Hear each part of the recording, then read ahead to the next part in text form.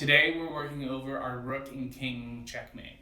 So it's all about building that smaller and smaller blocks, focusing our passive and active pressure again. So we have our king on king with an extra rook for our side. This is not an impossible situation. You can win these games. And again, it's all about that passive and active pressure, building that smaller and smaller box, and finishing the game. You can look in the description for those videos if you are unfamiliar or want a refresher. All right, and then, so it's white's turn to move, and what we're going to do is we're going to continue to put pressure on our opponent. We're going to use our active pressure and force our opponent to go to the top of the board or to the left or to the right. If he decides to come over to here and try to put pressure on our rook, trying to threaten checkmate, totally fine. All we do from here is we move our king up, forcing black to run away because he can't run past this line because the rook is attacking all of the f file. And from here, we're going to continue to put pressure. Again, he can no longer move past the e file, so he has to go to the left-hand side of the board. And one more time, just a tiny hop all the way down to the d file. Again, he can't cross because the rook is attacking, forcing him to either go up or to go to the right. In this position, let's have him go to the left and to the top of the board. And now we can move up to the 5th rank. So now he can't run past the d file.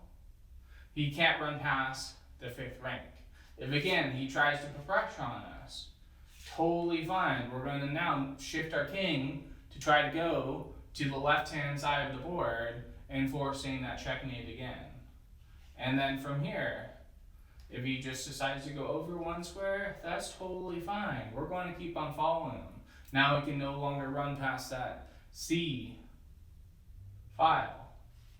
And he moves up, we move up. If he moves up, we're going to move up. And from here, he can only go to a few squares now because we're attacking all the f file. If he decides to move up, that's totally fine. We can just move our king or our rook. He can no longer run past the 6th rank. He can no longer run past the c file. And then from here, we can position our king to the key square in this specific checkmate, which is c7, c2, or g2, g7. The king only has one square that he can potentially move to, which is a8. Pause the video so you can find the checkmate.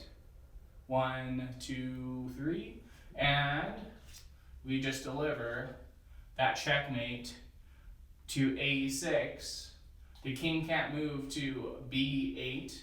He can't move to b7 because the king is attacking.